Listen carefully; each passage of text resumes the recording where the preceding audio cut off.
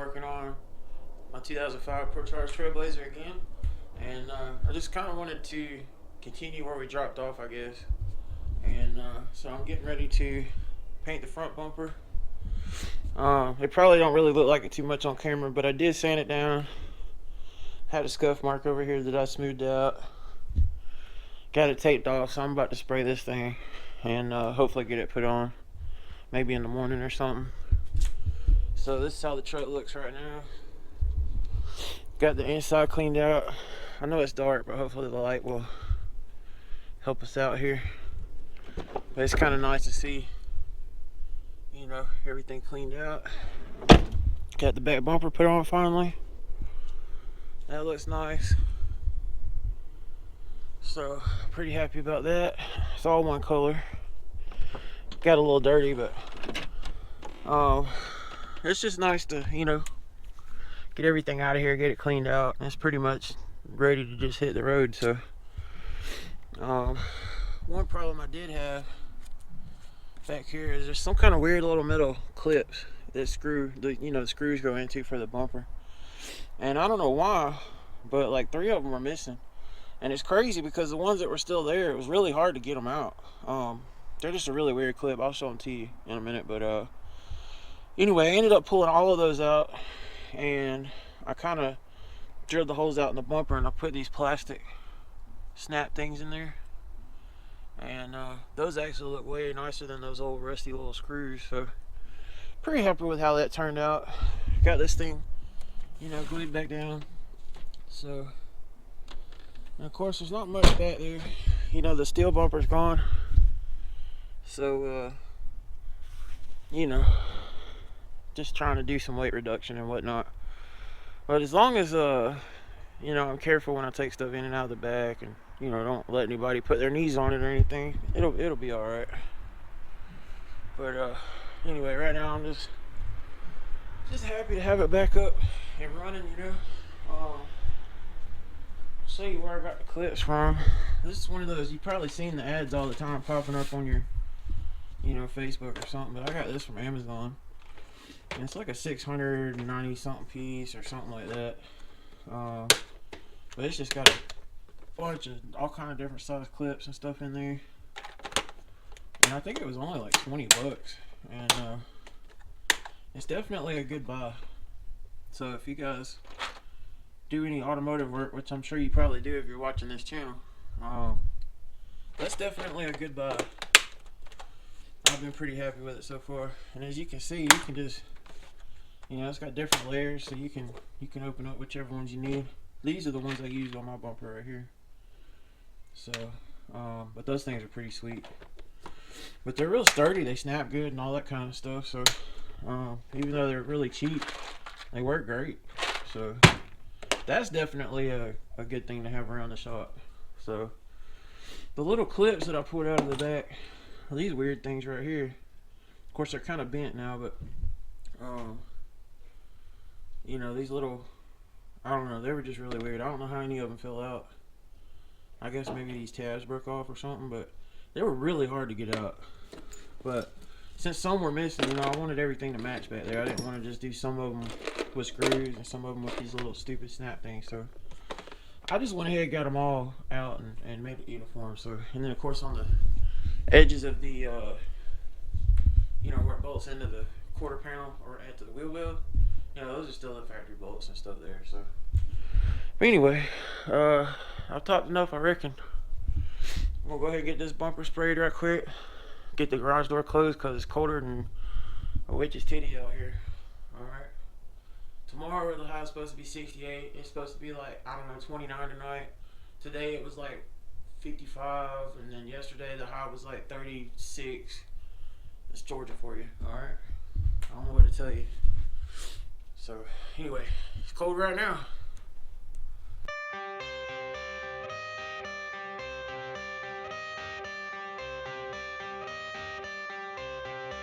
I got the cash in the bag, stadium packed. Born a rock star in this life, gon' live it up on the attack. Baby, I'm bad, I just wanna get caught up in this life. I'm crazy, I'm mad, doing no cap. Only God wants, so you better go live it up. Cash in the bag, stadium packed. Baby, I'm bad, baby, I'm bad.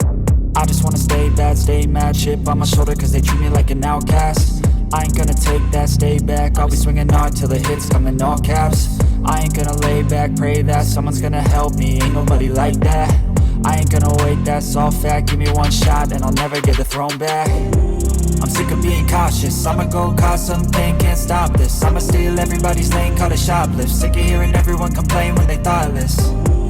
Taste the pain, it's like candy canes. It makes me go change into a better frame, into a better name. Society's insane, we all live for fame, yeah. Cash in the bag, stadium packed. Born a rock star in this life, gon' live it up on the attack. Baby, I'm bad, I just wanna get caught up in this life. I'm crazy, I'm mad, do it no cap. Only got one, so you better go live it up. Cash in the bag, stadium packed. Baby, I'm bad, baby, I'm bad. I got the cash in the bag, stadium packed. Born a rock star in this life, gon' live it up.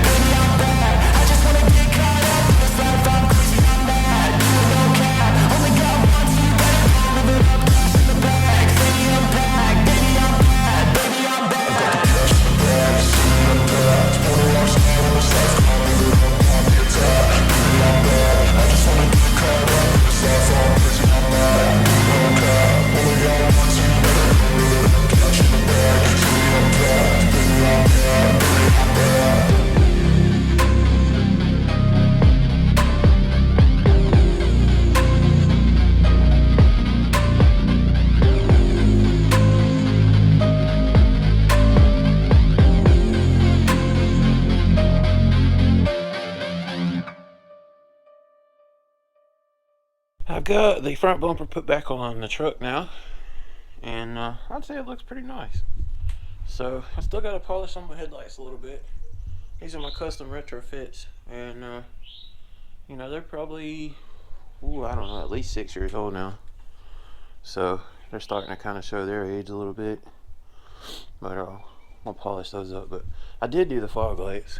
You know, they look okay. Some of that's on the inside, but I polished them up just a little bit, threw some clear coat on them.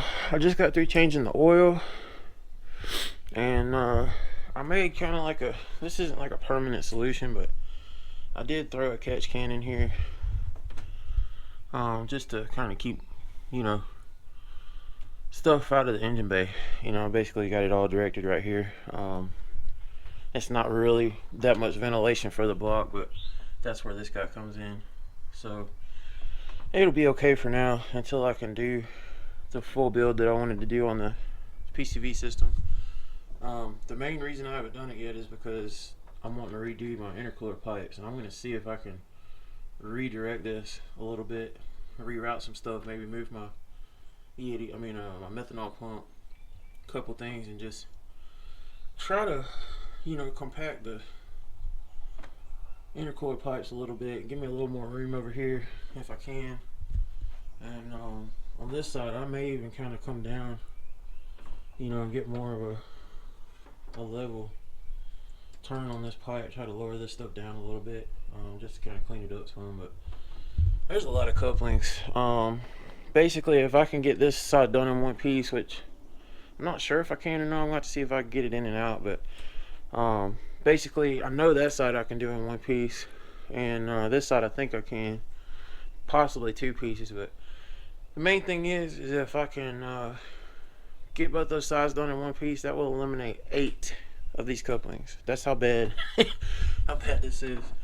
I mean, you can see, like, obviously this is necessary no matter what, but like this one, there's 2 more down there, and then the one on the intercooler, and the same thing over here. We got one here, one right up under the inner finger, one at the corner, and then one on the intercooler. So you guys can probably see why I want to redo that stuff. Then there's some other stuff I want to address, you know, in the new pipes. I got some bongs for these methanol nozzles, and I think I'm going to move my temperature sensor from the manifold to the pipe. I got a bung for it too. So but anyway, that'll all happen sometime soon. But as of right now, I mean, it's pretty drivable, you know what I mean? Like, I might have to work on the tune a little bit.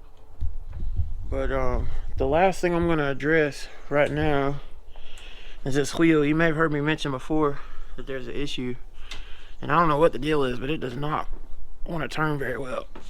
So I'm going to pop this wheel off. I mean, it's really hard to turn.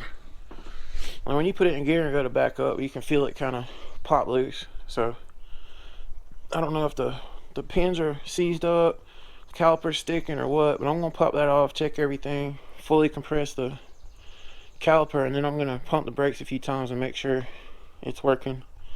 Hopefully I can just clean it up and everything will be happy. If not, I may have to replace the caliper or something. But anyway, that's what I'm going to do right now.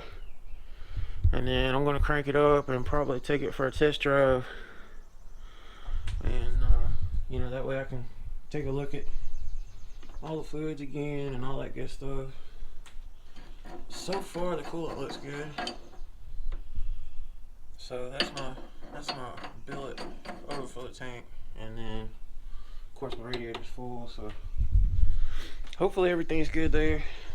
So now I guess I can show you guys the back bumper again. Might be a better angle now. And of course I haven't washed it or, you know, polished it or anything like that. There's a few handprints on it from where I was putting it on, but it looks decent, you know. At least it's all white, like I said before. So that's basically what I was going for. And I think the other thing was my front wheel on this side, for some reason the paint came off the center cap, so I'm gonna pop that wheel off and take that center cap out and swap it with one of these. And I may paint that other center cap later or something, but obviously I'm not using all 4 of these tires. So I've probably mentioned it before, but this thing's basically not drivable without the drag radials on the back. I mean, you can cruise it around, but you know, if you want to get on it at all, I mean, even on the interstate or something, like, you gotta be rolling, you know, probably 70-80 miles an hour before you can even go wide open throttle with those nittos on there. And those are 275s, so I mean, they're not, you know, I mean, they're not super wide, but they're not, you know, baby tires either. But these drag radials make a huge difference. You know, so pretty much just have to keep those on there. But anyway, oh, and I'm going to add just a little bit of air to my rear bag, as I can see where at some point, probably at the track, this tire was digging a little bit into the fender. Not much, but you can definitely feel where it was hitting right there, and you can see some marks. It's not cutting on it, but I'm going to probably raise it back up, I don't know, maybe about a ½ inch. The other side ain't doing it, but that's probably just because of the way well, I see a little something right there. That could be from the driveway though. That's not really on the corner, so I don't think this side's doing it at all. I think just the way the motor torques, you know, it kind of wants to kick over to one side. But anyway, I'm gonna drop this wheel off right quick, get this stuff checked out, and then maybe we'll go for a quick test drive. Is it recording?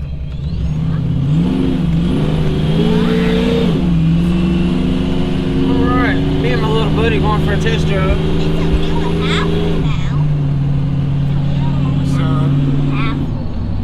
Seems good so far, real. Is the wheel helpful to the CD?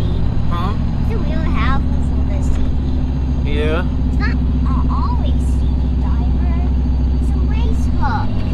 Yeah, that's true. It's not a CD driver. No. But it's doing pretty good so far. 10 for Mommy's hook is a one person driver. looks good.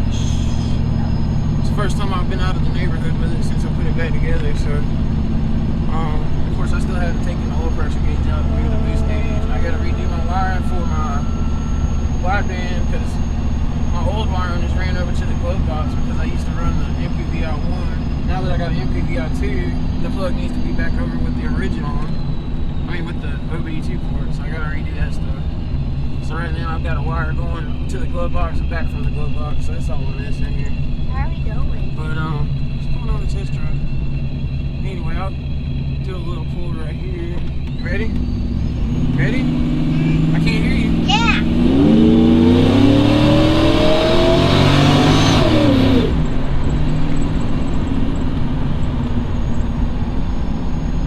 That's pretty nice. Sure runs a lot better than it did with a blown head gasket, I'll tell you what. Temps still look good. We'll just be able to really tell how everything looks once we're gonna drive around for a little while, probably about, I don't know, maybe about 20 miles or something, take it back to the shop. Check the oil, check the fluids and everything, just see how everything looks. But so far, everything seems to be okay. Get some of this old E85 out of here. I got it down to about a quarter of a tank. And just so you guys know how much fuel these things take, it had just a little over 3/4 of a tank in it when I pulled the engine out. And just from the idle time and stuff, where I've been working on it and getting it ready and all that stuff, I've used a half a tank of gas. Hadn't even been out of the neighborhood. I only drove around the neighborhood once. And of course I cranked it up many times, but still, that's just a lot of fuel. But the E85 that's in here in the tank has been in here since September. I mean, I poured it in there when we were at LS Fest. I filled it up. And so I'm trying to run this old E85 out of here and get, I've got 2 6-gallon cans in the garage. I'm going to pour in here when I get back and should freshen it up a little bit because I'm going to tell you, it smells funny in this exhaust. It smells real funny, don't it? That old E85, so I don't know the way prices are right now. I may not even run E85 right now. I might just, I'm going to run the stuff I've got, but I may just go on and put 93 in here and just run it on 93 at least through the winter because, well, you know, for like the next month because, you know, E85 and cold weather just don't get along too well. You know, it burns off a lot more steam and stuff when you start it up. I mean, it'll just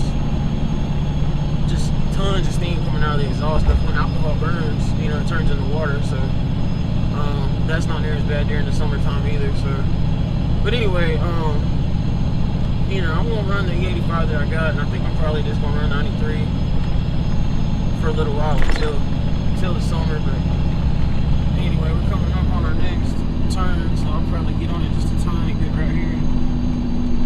This house up here is pretty cool for a couple reasons. One, their garage is directly across from the stop sign, and it's been several months since it happened, but you may see that siding and stuff over there. Somebody apparently ran this stop sign, went across that ditch right there and up through their garage. I think that's pretty crazy. And whoever lives there owns a right-hand drive Toyota Supra, so that's pretty cool too. It's a silver one. And the funny thing is this it seems to be like a old lady that drives it, which is just crazy to me. Every time I've seen it cruising around there, it's always been an older lady. I mean, she's probably 50 years old or something, just driving it like it's a old Buick or something. It's kind of fun. Alright, you ready to do another one?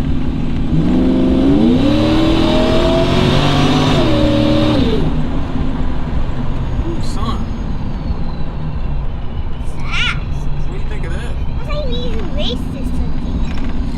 Oh, you can see the oil pressure. We need to race this a bus. And it's still, even when I stopped at the stop sign, it didn't really go lower than that. But I have to look at the footage, but I think during the pool, it kind of looked like it went up around 65 or 70 maybe. And I'll remind you guys, I've only got 530 in here right now, so once I did the first oil change, and then once I run this for a little bit, I'll probably put a couple 100 miles or 300 miles or maybe, if that, on this oil change. And then when I change it the third time, I'm going to put something good in it, like I'll see what's available. But generally, I'll probably run some VR1. I'll probably put 40 weight in here, or I might go on and get some Lucas, 5W40 or something like that, put in there. That's what I ran last year, was Lucas. Of course, it wasn't 5W40, it was like 60 weight oil. But now that I've rebuilt the Are we engine, doing that home? yeah, now that we rebuilt the engine with tighter, more I stop don't want to tolerances, go back home. I can run I don't regular. want to go back home. Run regular oil in it again. I don't so. want to go back home. Alright, I will cruise around some more. That's alright.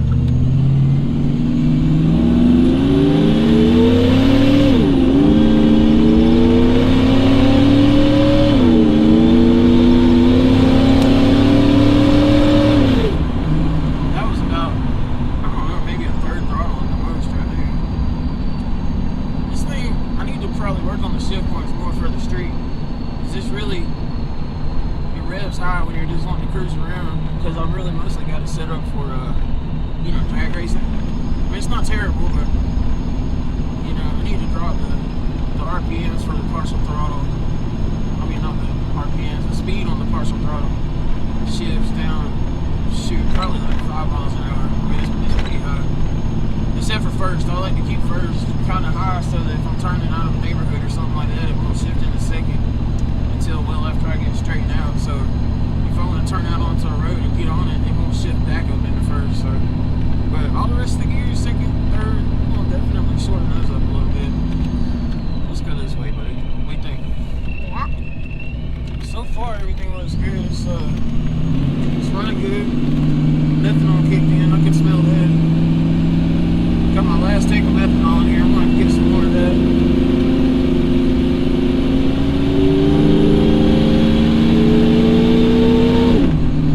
But while I'm running 93, I'm probably going to save some of my E85, and I'm just going to run E85 in the methanol system for now, because I don't think I need full methanol.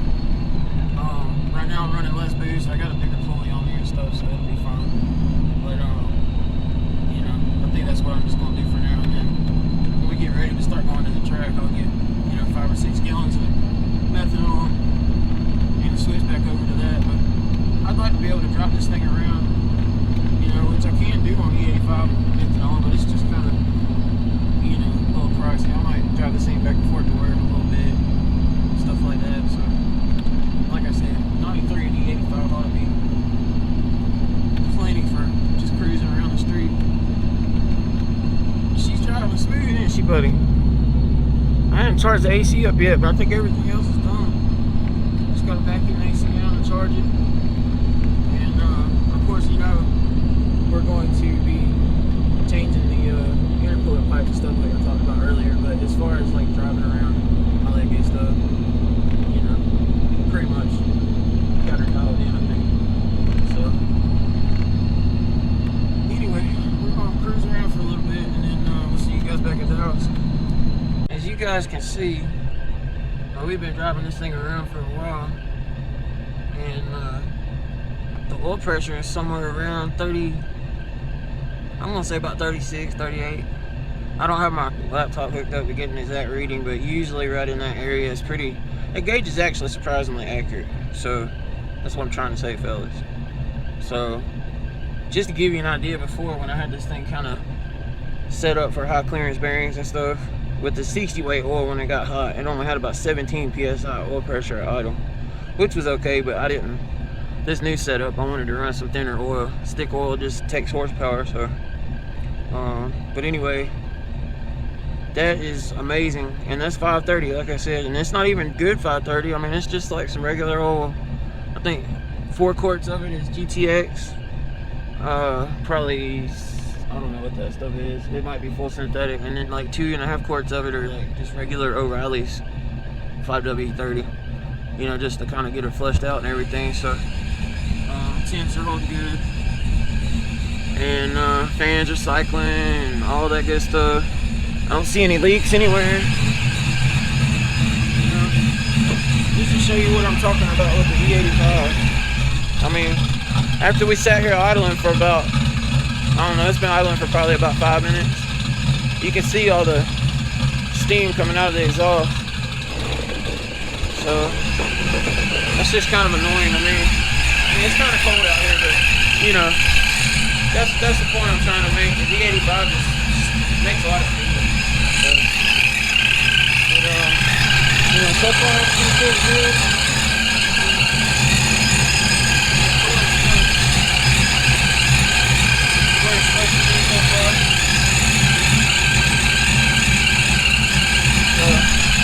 And that's pretty normal. And you know, sometimes you see a little bit coming out of there, but you know, I don't have that being sucked back into the system right now. It's just venting into this, so that's why you're seeing that little bit of steam right there. But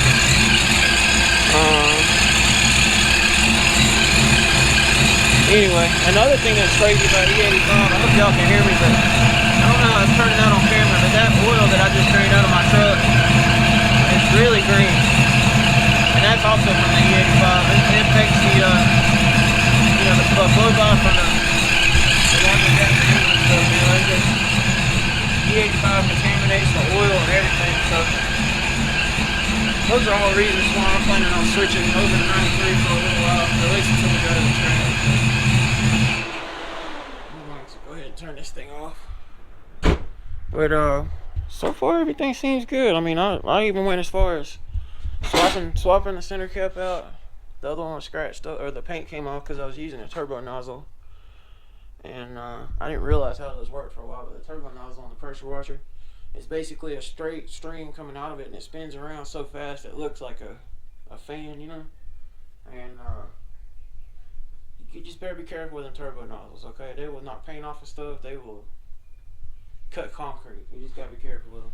But anyway, got all my tire pressure set up. I raised the back probably about an inch, as you can see. I just added some air to my helper bags, and yep, I think that's I think we're pretty well set. I'm actually planning on driving it to work tonight, so you know, we'll see how that goes. Anyway, I appreciate you guys watching. I'm gonna close this one out. You know, try to get a little bit shorter videos out for you guys, but you know, on the next one we'll probably work on the intercooler pipes and stuff. So anyway, appreciate you guys watching. Thanks for subscribing. See you next time.